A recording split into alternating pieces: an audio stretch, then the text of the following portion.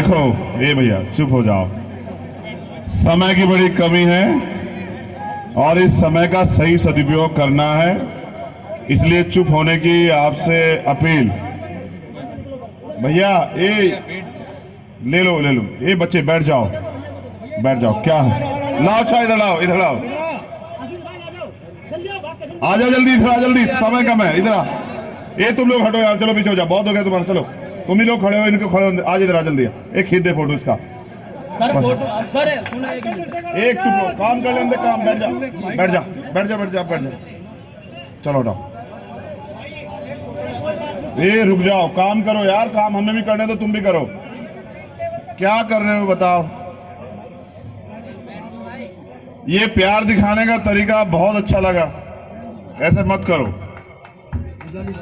बहुत बहुत धन्यवाद संचालक महोदय। आज की ये बड़ौद बागपत की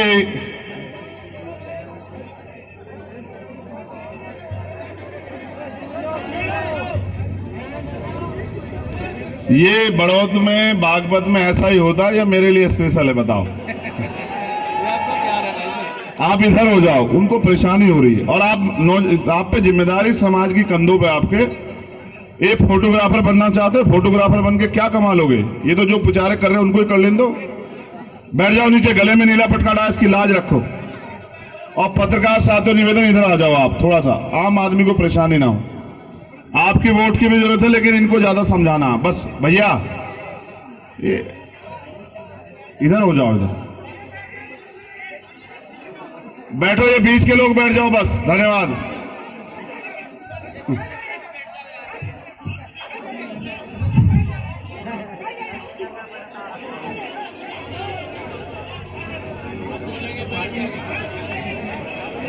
नहीं, मैं पहले इन्हीं को देख लूं।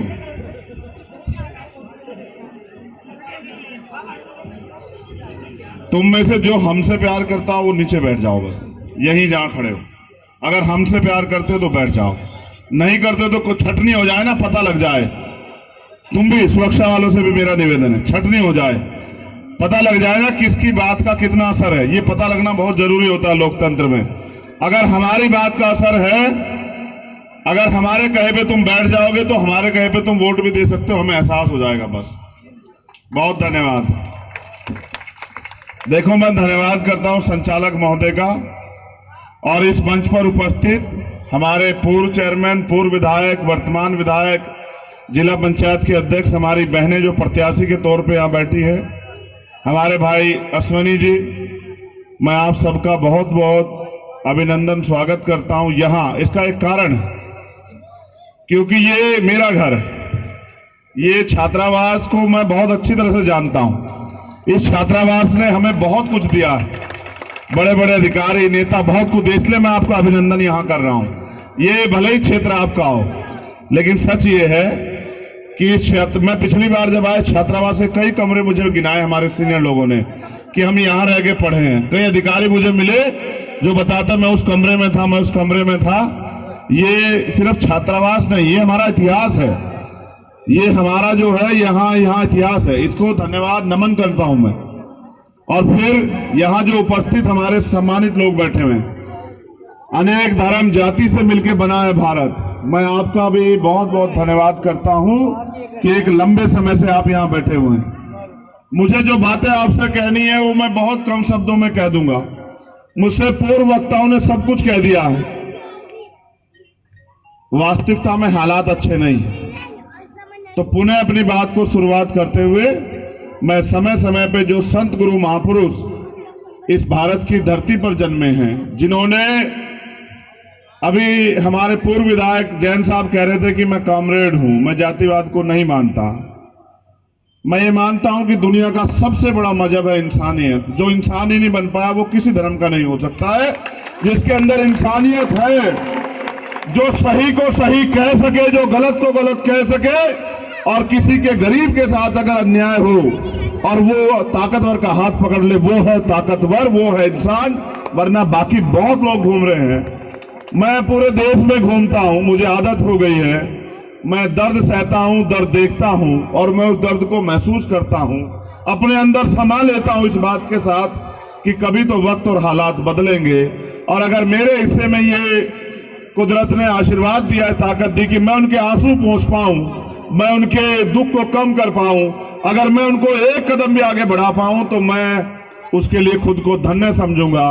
मैं बागपत के लोगों से ज्यादा कुछ नहीं कहना चाहता। ये अश्वनी जो है, इससे मेरा कोई राजनीतिक रिश्ता नहीं है, सच ये है, विश्वास करो, इतना काम है। अगर राजनीतिक रिश्ता, छपरौली में हमारे प्रत्याशी, मैं वहां नहीं जा पाऊंगा। अगर राजनीतिक रिश्ता होता मैं नहीं आता, ये मेरा भाई है। और मैं बस आपको ये कहने के लिए आया कि एक भाई दूसरे भाई के लिए आया है। और क्यों आया हूं ये भी बता रहा हूं आपको, इसलिए आया हूं। देखो, चुनाव होते हैं, चुनाव 2022 में हुआ, चुनाव 2019 में हुआ, चुनाव 2020 में हुआ, 17 में हुआ, उससे पहले भी हुआ। आजाद हम लोग 1947 में हो गए थे, अधिकार हमें 26 जनवरी 1950 को मिलने शुरू हुए। लेकिन सच ये है, इस पूरी लड़ाई में एक वोट ही ऐसी शक्ति है जो बड़े से बड़े ताकतवर को जमीन पर गिरा सकती है, और बड़े से बड़े कमजोर व्यक्ति को जमीन से उठा के ताकतवर बना सकती है। आपने उसको मौका नहीं दिया, कारण क्या रहे होंगे मैं नहीं जानता। आपने इसको मौका नहीं दिया, मैंने इसका दिल देखा है। एक दिन जब हम इकट्ठे बैठे तो वो मुझसे कोई बात शेयर कर रहा था, मुझे एहसास हुआ उसका दिल बहुत प्यारा है, और जिसका दिल प्यारा है ना, उसको फिर आपको कुछ बताने की जरूरत नहीं है। इसके दिल में वास्तविकता में दर्द है, लोगों के लिए कुछ करना चाहता है इस क्षेत्र के लिए, और दो बार निराश हुआ है। मेरे पास एक लंबी लिस्ट है जो हमारे सम्मानित जो यहाँ नेतागण बैठे उनसे तो मैं अपील करूंगा कि आप अपनी जिम्मेदारी को अदा करना। लेकिन मैं अपने लोगों से स्पेशली ये कह रहा हूं कि मैं आपसे अपील करने के लिए नहीं आया, मैं आपको जिम्मेदारी देने के लिए आया हूं। जिम्मेदारी कि मेरे मान सम्मान की और मेरे इस रिश्ते की रक्षा करना आपकी जिम्मेदारी है। मैंने कभी आपको निराश नहीं किया। मैं और जगह जाता हूं तो वोट के लिए कहता हूं, मैं यहां आपको ये कह रहा हूं क्योंकि यहां की चलती हवा ये कह रही है बार बार, जिसका जिक्र हो रहा है, ताकतवर लोग कह रहे हैं इनके पैसे पे खरीद लेंगे, कोई कह रहा है हम शराब पे खरीद लेंगे, कोई कह रहा है हम उपहार पे खरीद लेंगे, और आगे बढ़ के ये कह रहे हैं, क्या कह रहे हूं बताऊंगा, उससे पहले सुन लो। कभी कभी ताकत आदमी को अंधा कर देती, सिर्फ अंधा नहीं करती, बहरा भी कर देती है, गूंगा भी कर देती है। ताकत आदमी को अहंकारी मदहोशी भी कर देती है, उसको कुछ दिखाई नहीं देता सही और गलत। कहते हैं कि जब नशा मानुष पे छाता है तो उसका विवेक नष्ट हो जाता है। आज जो सरकार बैठी है उत्तर प्रदेश और केंद्र में, इनका विवेक नष्ट हो गया है, इनको इंसान नहीं दिखाई दे रहा है। ये बांट के राज करना चाहते हैं। इतिहास गवाह है कि भारत जब भी कट्टा हुआ है, जाति धर्म मजहब से ऊपर उठ के तब उसने आजादी प्राप्त की है। और अगर आप चाहते हैं आपको आजादी मिले, तो फिर किसान कमेरों को, नौजवानों को और महिलाओं को और उन लोगों को जो चाहते हैं उनका मुल्क, उनका देश आबाद रहे, उनका देश, उसका नाम रोशन रहे, उनको फिर से पहल करनी होगी। वो कह रहे हैं जो मैं आपसे कह रहा था कि अश्वनी तंवर वोट तो ले जाएगा, हम गिनती में हम जीत जाएंगे। वो ना समझ है, नादान है, वो बड़ौद के इतिहास को नहीं जानते हैं, वो बागपत की मिट्टी के बलिदान को नहीं जानते हैं, वो नहीं जानते हैं ये वो धरती है जिन्होंने अंग्रेजों का दांत खट्टे किए हैं। तुम्हारी तो मुट्ठी भलों की औकात क्या है।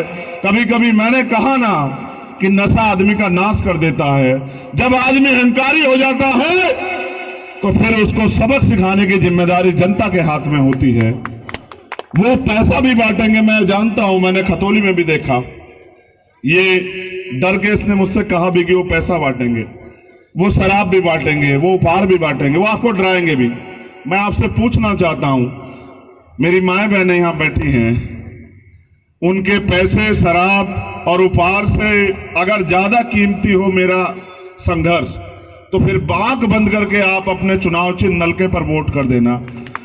कोई पैसा, मैं अपने समाज को जानता हूं, हमारे सीनियर लोग यहां खड़े, बाबू नंदाल जी और हमारे और सीनियर लोग, मैं अपने समाज को जानता हूं। ये जिसका हाथ पकड़ लेता है छोड़ता नहीं है। इसकी वफादारी के मैं किससे नहीं बता सकता आपसे। अगर ये पकड़ लेता है तो छोड़ता नहीं, और नहीं पकड़ता तो आप कुछ भी दे दो, ये पकड़ता ही नहीं। एक मिनट रुक जाओ मेरा नहीं भटक जाएगा सब, जिंदाबाद से सब भटक जाएगा। देखो मैं जिंदाबाद सुनते तो मुझे बहुत दिन हो गए, जिंदाबाद हम तब हो गए जब आप मेरी बात के साथ खड़े होंगे, जब मेरे आप इशारे पे काम करना शुरू करोगे। जैसे मेरे नौजवान भाइयों ने मेरी एक बात मान के बैठ गए, उन्होंने ये नहीं देखा है कि ये कच्चा है पक्का है क्या है, उन्होंने मेरी इज्जत रखी। ऐसे ही अगर आप मेरी इज्जत रखोगे तो फिर मैं जिंदाबाद हो जाऊंगा। अगर आप चाहते हो मैं जिंदाबाद हूं, देखो मैं आपको इतिहास के पन्नों में ले चलता हूं। मैं बार बार घड़ी पे समय देखता हूं, फिर ये देखता हूं मेरे कंधों पर जिम्मेदारी कितनी बड़ी है। मुझे यहां से जाके 3 सभा करनी है। वो सभा एक तरफ है, जो बात मैं अब आपसे कह रहा हूं वो याद करो। ये चौधरी साहब की कर्म भूमि है, छपरौली बागपत। और देखो भाईचारा कैसा होता है कि उनकी जन्मभूमि में जो सबसे बड़ी नगर पालिका हापुड़, वो जयंत भाई ने मुझे कहा ये आप लड़ो, यहां से आप ताकत बनाओ। और बागपत जहां वो है बड़ौत, उसमें जो है मैं अश्वनी को कहूंगा कि वो लड़े, और आप देख लोगे अगर समय निकाल पाओ। मैंने उनसे बात कही कि ये जो इज्जत आप मुझे उसमें हापुड़ में दे रहे हैं, जबकि वो जन्मभूमि बैठती है चौधरी साहब की, वो आपका सम्मान है, आपने वो मुझे पगड़ी के तौर पे दिया। मैं इस प्यार को, इस रिश्ते को निभाऊंगा, और उसी रिश्ते को निभाने के लिए मैं यहां आया हूं। मैं आपसे पूछना चाहता हूं कि जब देश आजाद नहीं था तो इस देश के वंचित वर्ग के लोगों पे अधिकार क्या थे? अधिकार जितने भी मिले उसके लिए संघर्ष करना पड़ा। आजादी से पहले तमाम क्रांतिकारियों के साथ बाबा साहब अम्बेडकर और सर छोटूराम मिलकर लड़ रहे थे।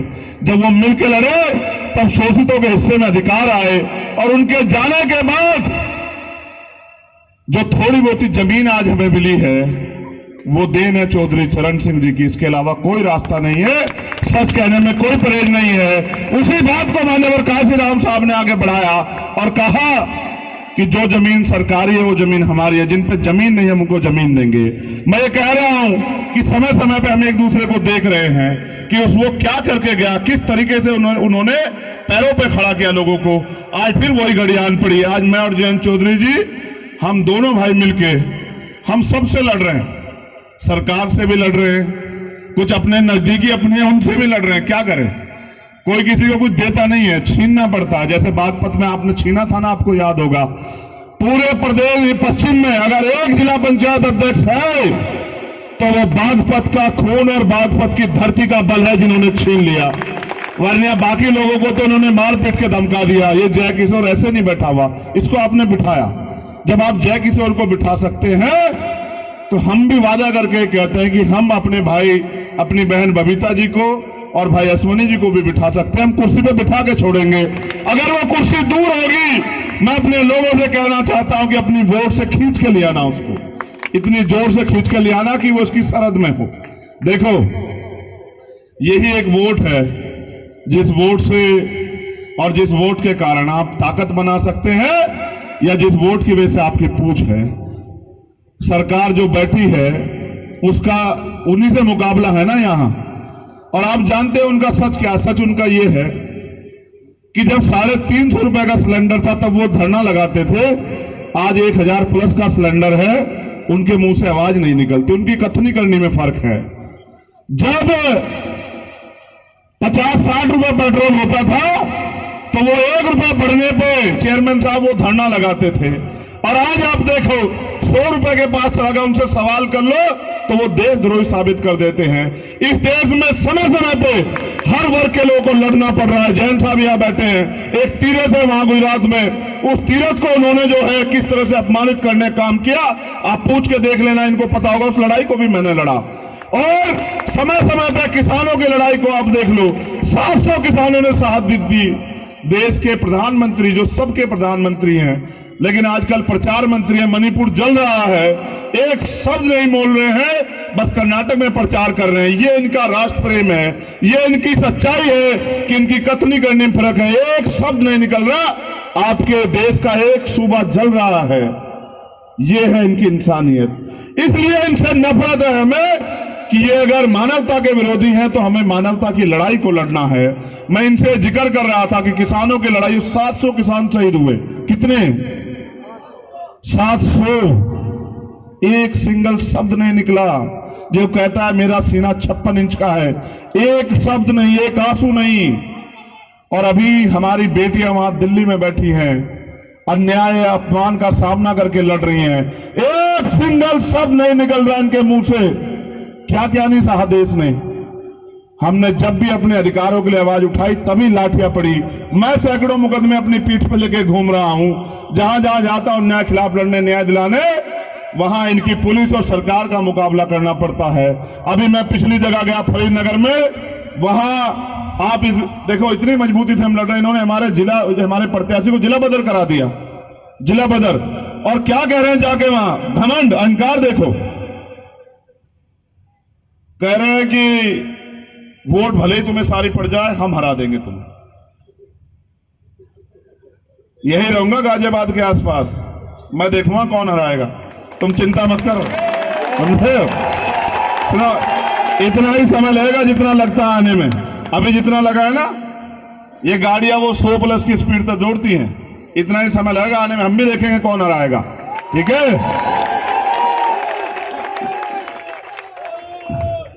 ये हमारा झंडा और डंडा बड़ा मजबूत है, इस बात को सब लोग जानते हैं। और हमारी लड़ाई हमेशा न्याय की रहती है। आज तक कोई गवाही नहीं दे सकता कि किसी गरीब के खिलाफ हम लोग लड़े हों, आज तक नहीं कह सकता कोई, आज तक नहीं कह सकता कोई किसी जाति धर्म की महिला रही हो, क्योंकि हमें हमारे गुरुओं महापुरुषों ने सिखाया कि सभी बहनों के सम्मान की रक्षा करनी है। हमने सबकी लड़ाई लड़ी और आगे भी लड़ते रहेंगे। इसी वचन के साथ हम है कि जनहित में जो भी कर पाए उसको हम करेंगे। मेरे पीछे से पर्ची आई, उन्होंने कहा चौधरी चरण सिंह जी और बाबू जगजीवन राम जब जब मिले सत्ता परिवर्तन हुआ है। सत्ता परिवर्तन संघर्ष से होगा, संघर्ष के लिए लोग तैयार हैं। किसान बंजर भूमि को चीर के, उसका सीना चीर के फसल उगाता है, और किसान जानता है कि कौन सा बीज ऐसा है जिससे बढ़िया फसल होगी। मुझे आपको कुछ बताने की जरूरत नहीं है। अश्वनी जी यहां बैठे हैं और ये तमाम धर्मों के लोग ये गवाही दे रहे हैं कि अश्वनी जी इस बार यहां से ताकत में जा रहे हैं। एक और हमारी प्रत्याशी है यहां पर खेकड़ा में, बहन रजनी धामा जी, मैं उनके लिए भी अपील करता हूं। इन दोनों का चुनाव सिंबल जो है नलका है, आप इनकी मदद कराएं। और अब ये जिम्मेदारी के जो नाम ले रहा है इनको सुन लो। हमारे बाबूजी नंदलाल जी जो रविदास महासभा के अध्यक्ष भी हैं, हमारे तो बड़े सीनियर हैं, हमारी पार्टी में अनुशासन समिति के उप सभापति भी हैं। मांगेराम लोहारी जी जो हमारे अनुशासन समिति के पर्यवेक्षक हैं। हमारे छोटे भाई डॉक्टर समीर जी, रणवीर सिंह जी, ये कुलदीप हमारा छोटा भाई जो उसमें बहुत मेहनत करवा रहा है वहां पर खेकड़ा में, विकास मौर्य जी, सत्येंद्र जी, इमरान मलिक जी, जावेद चौधरी जी, रामनाथ जी, चमन सिंह जी, गुलाब सिंह जी। बहुत वाहवाही की बात है इसलिए पड़े कि आपके कंधों पे मेरे सम्मान की जिम्मेदारी है। आपको ये करना है कि जो वोट, देखो सीधा सा मुकाबला है गठबंधन का और भाजपा का, और जो वोट इधर उधर हो रहा है, ये बात मुझे भी आपसे कहनी है। एक तो उनके किसी लाभ लालच में नहीं आना, क्योंकि फैसला 5 साल का है, एक दिन का नहीं है। और मान्यवर काशीराम साहब हमें सिखा के गए कि वोट की रक्षा बहन बेटी की रक्षा की तरह करनी है। वोट को बेचना नहीं है, वोट को फेंकना नहीं है, जिम्मेदार आदमी को सौंपना है। मैं ये कह रहा हूं अश्वनी जिम्मेदार है, आप इसको वोट देना। मैं वादा करता हूं, आपका भाई आपसे वादा करता है कि आपको काम के लिए कहीं नहीं जाना पड़ेगा, ये आपके घर पे आकर आपका काम कराएगा, मैं इसको जानता हूं। और जिनको गुमराह किया जा रहा है, जिनको बहकाया जा रहा है, जो अच्छा ये भी याद सुन लो, मैं नहीं कहता था, ये अनिल बीच में बोल रहा था, इसलिए कह रहा हूं कि जो आदमी पैसों पे टिकट लेके आएगा वो अपने पैसे पूरे करेगा, आपका भला नहीं कर सकता, ये बात याद रखना। और जो पैसे आज आपको देगा वो कल आपकी खाल खींच के पैसे लेगा। समझ रहे हो, नहीं समझ रहे हो? वो पैसे दे क्यों रहा है आपको खरीदने के लिए? मैं आपसे पूछ रहा हूं, आप बिकाऊ हो? ये सदगुरु रविदास जी महाराज के बच्चों को खरीद सकता है? देख लो बागपत वालों, बड़ौत वालों, मैं इसको हामी भर दूं पक्का? खतौली की तरह इज्जत रखोगे? खतौली में तो हमारे बड़े से मंत्री और बड़े से मुख्यमंत्री सब लगे हुए थे और जाके कह रहे कि नहीं हम जीत रहे। मैंने इससे कहा आसमानी से कि जिस दिन रिजल्ट आएगा मेरा समाज, भाई चंद्रशेखर आजाद, भाई चंद्रशेखर आजाद। जो साथी ज्वाइन करना चाहते हैं, आज समय कमी है, मैं तय करके समय आ जाऊंगा, आप ज्वाइन कर लेना। आप ये मान लो आप ज्वाइन ही हो, ठीक है। बस आपका काम ये है, आपका जब दो रिश्तेदार रहता है उसके घर जाके कहना कि नल का जोर से चला देना, बस, ठीक है। धन्यवाद। अब मैं निवेदन करूंगा, हमारे बीच में हमारे रविदास महासभा के अध्यक्ष भाई नंदलाल जी हैं, वो है और इस मंच का इस कार्यक्रम का समापन करें। भाई नंदलाल जी हैं, दो शब्दों से भाई बैठ जाए सब लोग साथी।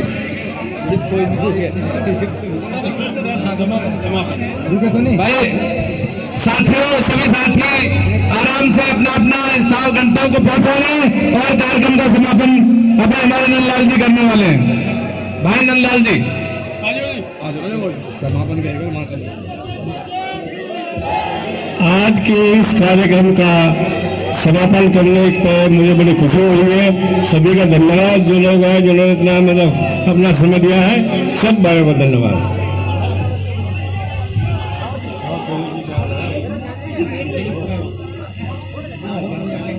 जो वॉलंटियर है, वॉलंटियर व्यवस्था बना के रखे।